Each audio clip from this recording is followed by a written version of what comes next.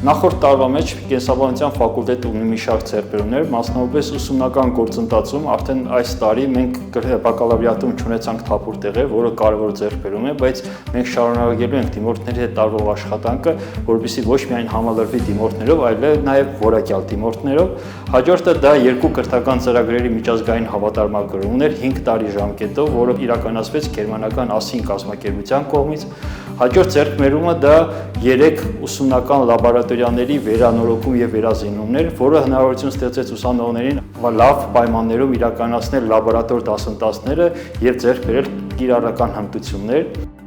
Նաև հաջողություններ գրանցվեցին գիտական ոլորտում, քանի որ անցած տարի մեր տպագրությունների քանակը ավելացավ շուրջ 50%-ով միջազգային գիտական շտեմարաններում, ուստի բոլորիս հաջորդ տարի մաղթում եմ ավելի նպատակասլաց, ավելի բարենպաստ պայմաններ, որովհետեւ մեր